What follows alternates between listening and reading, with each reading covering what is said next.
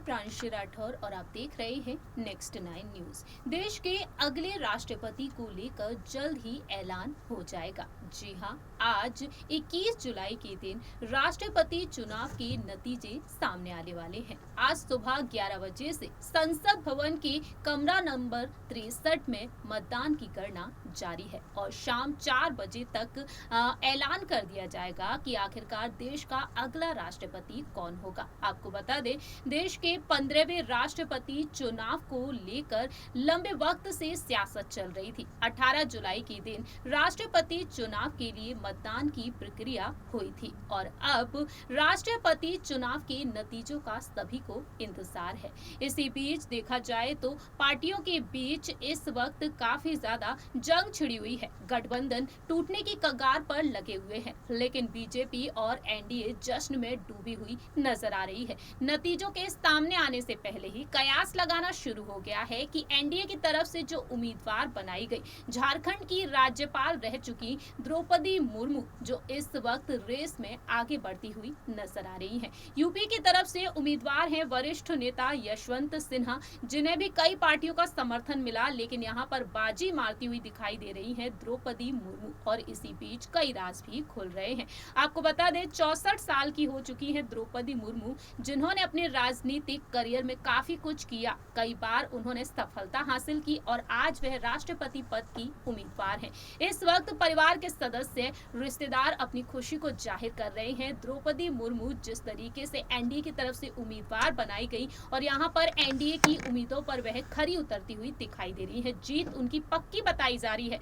दावा किया जा रहा है कि द्रौपदी मुर्मू इस रेस में आगे बढ़ चुकी है, यशवंत सिन्हा को पीछे छोड़ती हुई दिखाई दे रही है। और इस वक्त जो खबरें सामने आ रही हैं, अपडेट सामने आ रहे हैं, वो कुछ इस तरीके से हैं कि जल्द ही विजय जुलूस निकाला जाएगा। ऐसा पहली बार होगा जब राष्ट्रपति चुनाव के नतीजे सामने आने के बाद विजय जुलूस निकाला जाएगा और ये विजय जुलूस भारतीय जनता पार्टी के अध्यक्ष जेपी नड्डा की अगुवाई में होगा। वहीं देश के प्रधानमंत्री नरेंद्र मोदी जल्द ही द्रौपदी मुर्मू के आवास पहुंचेंगे उन्हें बधाई संदेश देने के लिए। और दूसरी ही तरफ द्रौपदी मुर्मू के गढ़ में उनके पैतृक गांव में जश्न की तैयारियां अभी से शुरू हो चुकी हैं। किसानों ने अपने काम से वक्त निकाल लिया है और दूसरी ही तरफ मिठाइयां बनना शुरू हो चुकी हैं और उनके गाँव में जिस तरीके से घर को सजा दिया गया है फूलों से और लाइट से, और इस तरीके से सभी अपनी खुशी को जाहिर कर रहे हैं। लेकिन इसी द्रौपदी मुर्मू की पर्सनल लाइफ को लेकर भी कई राज खुल रहे हैं। हमने अपनी बीती पिछली रिपोर्ट्स में तमाम जानकारियां दी। जैसा कि आप सभी जानते ही हैं कि द्रौपदी मुर्मू ने अपनी लाइफ में काफी कुछ खोया है, अपनी माँ, अपने भाई,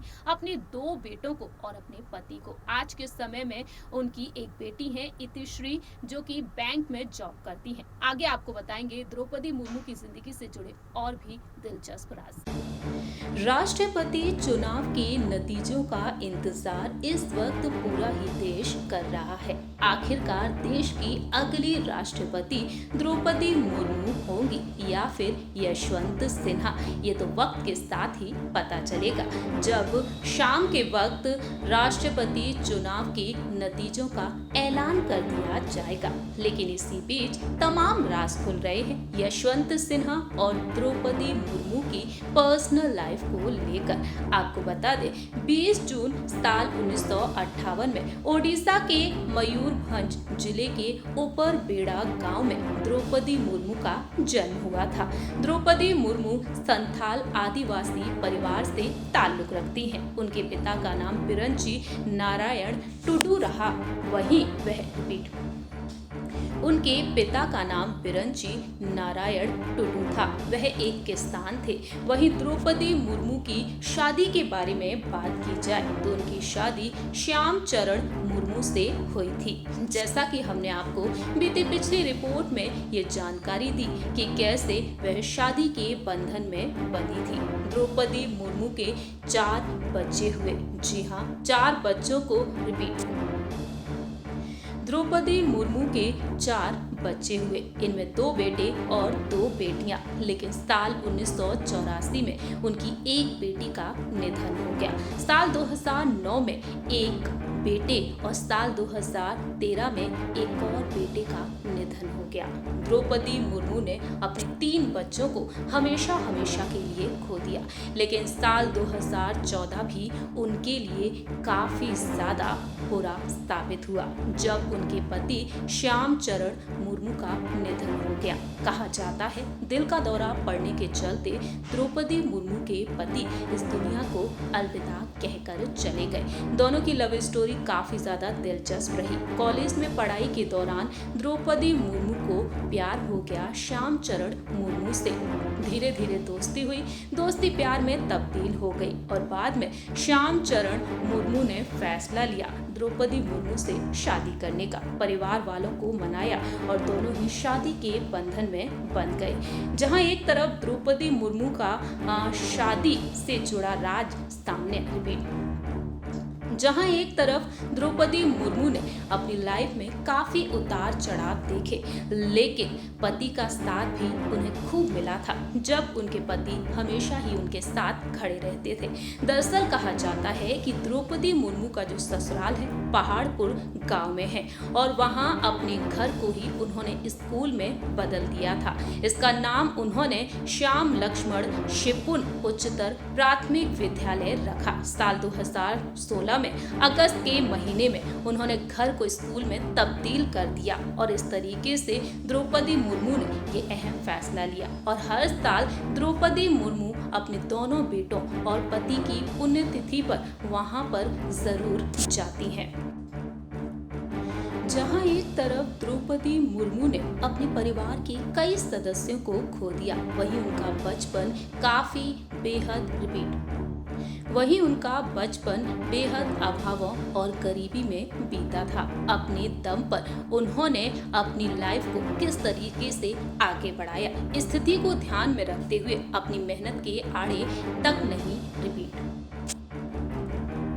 द्रौपदी मुर्मू ने उस वक्त की स्थिति को देखते हुए कड़ी मेहनत की। भुवनेश्वर के रमा देवी वुमेन्स कॉलेज से उन्होंने ग्रेजुएशन कंप्लीट किया। वहीं अपनी बेटी को पढ़ाने के लिए भी उन्होंने अहम फैसला लिया, वह खुद एक शिक्षक बन गई। राजनीति करियर पर गौर किया जाए, द्रौपदी मुर्मू ने शिक्षक के तौर पर तो करियर की शुरुआत की, लेकिन साल 1979 से साल 1983 तक सिंचाई की बिजली विभाग में जूनियर असिस्टेंट के रूप में कार्य किया। साल 1994 से 97 तक उन्होंने ऑनरेरी असिस्टेंट टीचर के रूप में भी काम किया, लेकिन साल 1997 में पहली बार चुनाव लड़ा और ओडिशा के रायरंगपुर जिले में पार्षद चुनी गई। वह जिला परिषद की उपाध्यक्ष भी रह चुकी हैं। साल 2000 में विधानसभा चुनाव लड़ी और विधायक चुने जाने के बाद बीजेपी और गठबंधन वाली सरकार में स्वतंत्र प्रभार का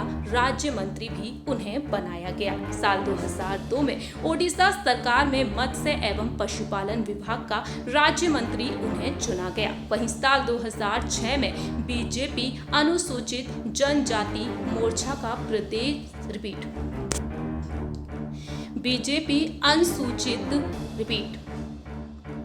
साल 2006 में उन्हें बीजेपी अनुसूचित जनजाति मोर्चा का प्रदेश अध्यक्ष भी बनाया गया। साल 2009 में रायरंगपुर विधानसभा से दूसरी बार बीजेपी के टिकट पर चुनाव लड़ा।